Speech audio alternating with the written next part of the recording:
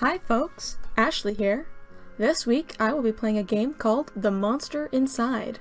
It was just recently released on Steam, and I know pretty much nothing about it, but I thought I'd take a shot at it. It's a noir-style game, and is free to play, and according to the title screen here, it is an audio-visual novella. So it doesn't sound like it's going to be too action-packed and anything like that, which is good for the more casual gamer such as myself, who might not have the finger dexterity that might be highly valued in first-person shooter games. So we're going to get started now. I also want to chat about procrastination in this video. As a disclaimer, or whatever you want to call it, I should tell you all that I procrastinated nearly a month before I made this video. Had the idea, wrote down some notes, and so on, and then did nothing. I have been a serious procrastinator for ages. Okay, so we've jumped into the game, and there was a notice on the door from Mayor Vignetti's office.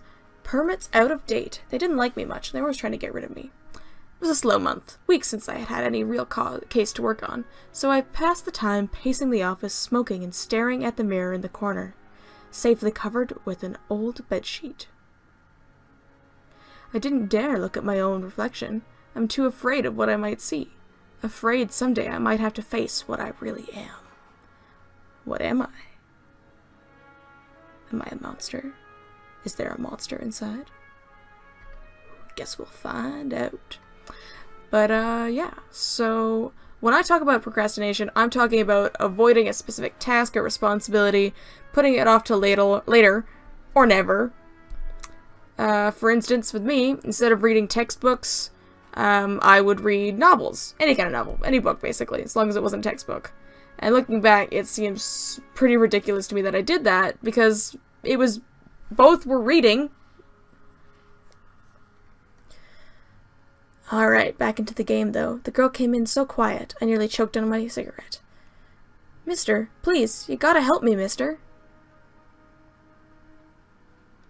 Alright, first option. Calm down now. Sit down and talk slow. Okay, thanks. It's just, no one will listen to me. Just tell me your tale.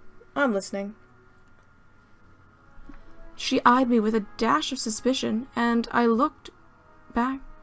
tossed back a handful of pills and chased them with a swig of whiskey.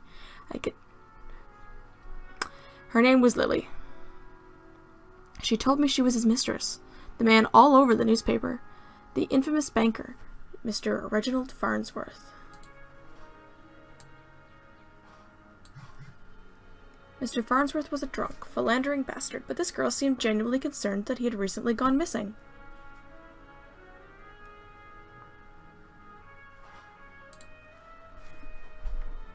You don't understand. He just couldn't have done it. He hated his wife, but he couldn't have killed her.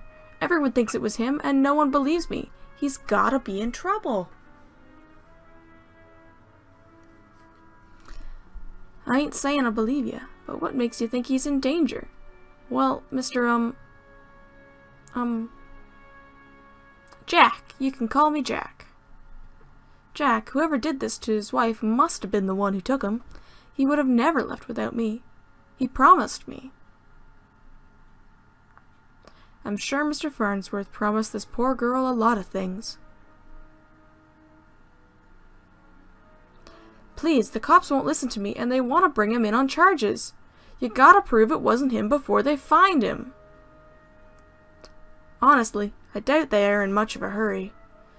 Farnsworth had practically the entire police force in his deep pockets, probably why they hadn't found much yet. If they found him and brought him in, it would be due to public pressure. Sometimes a mob with pitchforks is more dangerous than one man with money.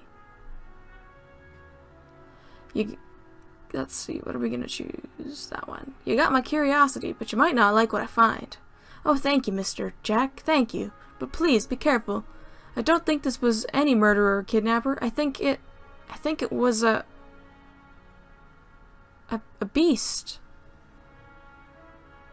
Beast. The word struck me funny, like when you jar your elbow on a hard corner. Not a word many use these days, except in hushed whispers and bedtime stories for children. Oh, they were real enough, all right. They just got better at hiding, controlling their unseemly urges, but I hadn't seen any monsters in nearly 15 years, back when I was still a cop myself.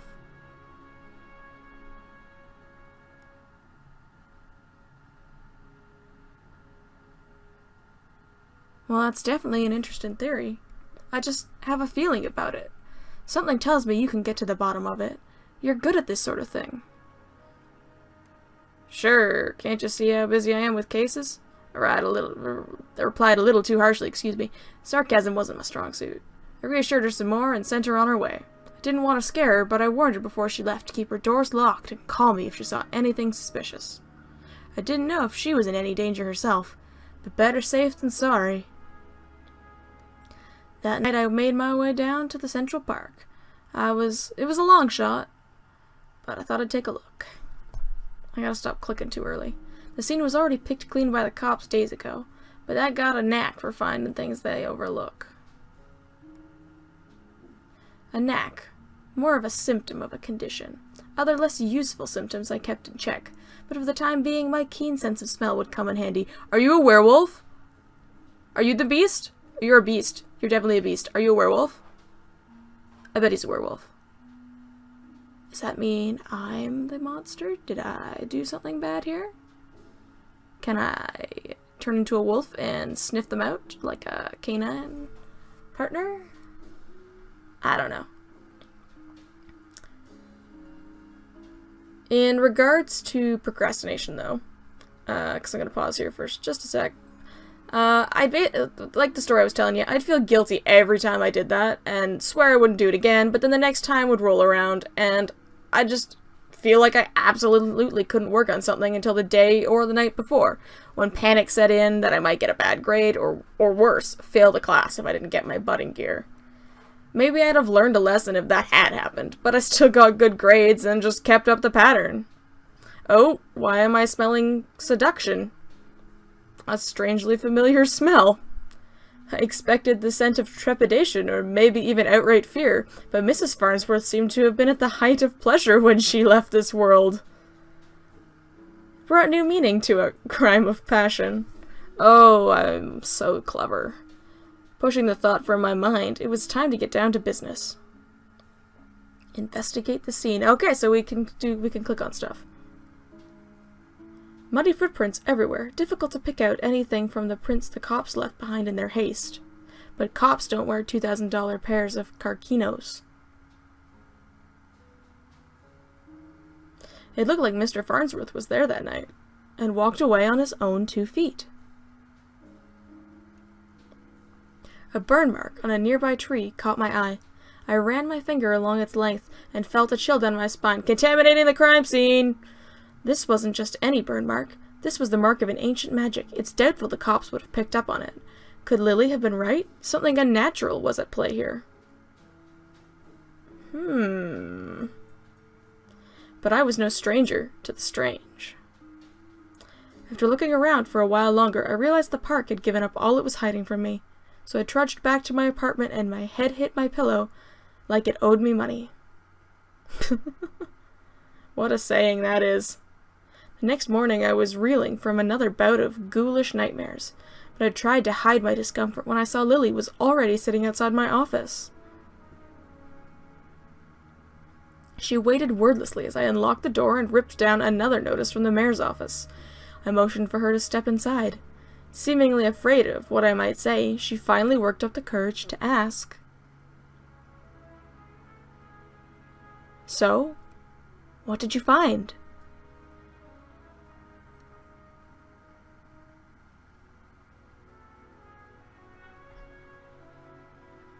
Right to be... yeah, we'll go with spells mark. What does that mean? What about Reggie? Do you know where he might be?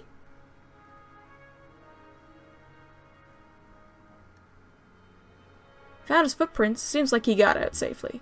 My tone was indifferent towards her as I turned and grabbed a bottle from my desk drawer. A dryness in my throat made it difficult to swallow my meds. But you don't know where he went?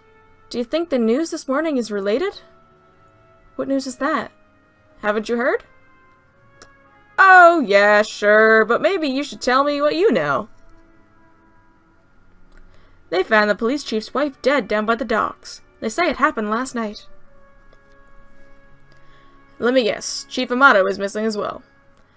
My face might have betrayed a hint of satisfaction as she confirmed my suspicions, but it faded quickly. Amato was a shit cop and a shit chief. He was half the reason I left the force, but now his wife was dead and I had more questions than I did the day before. The gears in my head started to spin, which wasn't helped by the splitting pain in my temples. I told Lily I needed time to work, and she left slightly dejected, wanting some more answers than I could provide. That night, after the cops had cleared out of the docks, I would slip down and see what I could uncover concerning Mrs. Amato's untimely demise.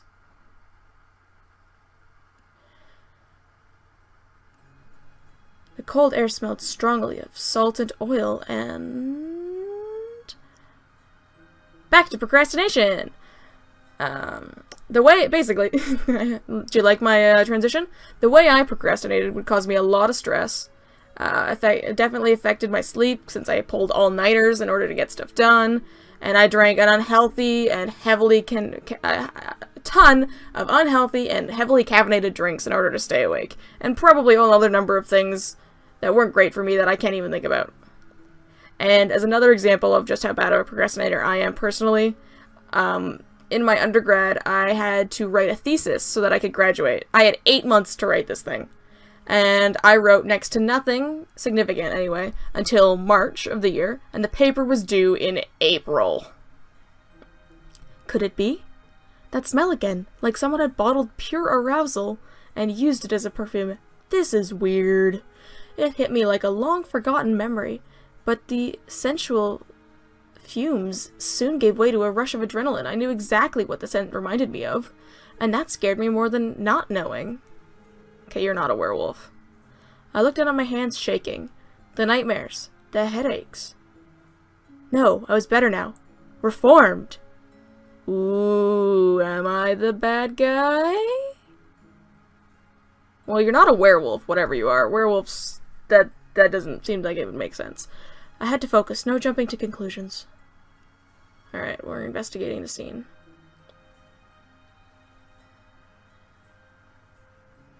Red Phoenix cigarettes. Same shitty brand I smoke every day. Everyone's got their vice. Especially murderers? Like me? There. Just there. The smallest piece of purple fabric, torn and caught in the splinter of a board. What color of shirt am I wearing? The police report didn't say anything about Mrs. Amato wearing purple, and it was certainly of a quality that you wouldn't expect down here. Don't see too many high society types around flaunting royal purple threads. I pulled out my own pack of reds and lit up. I could already feel another headache coming on, but looking out over the waves seemed to help me forget. The cold helped me push down the uncomfortable thoughts that had been bubbling to the top of my brain. I honestly don't remember the walk back to the office. Apparently I spent the night in my easy chair. The air from the docks lingered on my clothes. Oh my gosh, am I the bad guy? Girl? Person? I'm a guy, I guess his name's Jack. Whoo-hoo. So I'm still a procrastinator. I am definitely still a procrastinator. But, even though I still do, I've got some strategies that I do try and minimize the disaster that I cause. For one thing, I don't dwell on how terrible of a person I think I am when I procrastinate. Basically, I just try and move on, forgive myself, and go on to the next part. Because otherwise I'll just kind of paralyze myself with feeling terrible about myself and not doing anything. Try and break something down into smaller tasks so that it seems less overwhelming and intimidating. Wait for a second. Breaking news. The mayor is missing. His wife is dead. 2 cases is a coincidence. 3. The cops would come asking questions soon. They knew I had a history of antagonizing all the victims. What? You said they didn't like you. You didn't say anything about antagonizing them. You are getting to be very suspicious. I stumbled to my desk and slam-packed 3 days' worth of inhibitor pills. I couldn't take any chances. I had to investigate the scene to be sure. I threw on my jacket and went to the door. Lily caught me off guard on the other side. Jack, where are you off to? Been trying to reach you all day. Just been busy. I'm off to Mrs. Vanetti's. Okay, but we need to talk when you get back. Be safe. She gave me a soft kiss on the cheek as I rushed off. Part of me wanted to stay and tell her it would be okay. But it would be a lie. Whew! Yeah, so, put away distractions, another thing. Like, put your phone far away. I play on my phone way too much. And also, I've recruited friends to help keep me on track if I've got a goal for doing something. I let them know what I'm trying to accomplish, and hopefully make them force me to keep to that if I can't do it myself. And otherwise, I lock myself into deadlines or a commitment. For instance, when I decided I wanted to start running, I paid for a class so that I wouldn't just ignore it.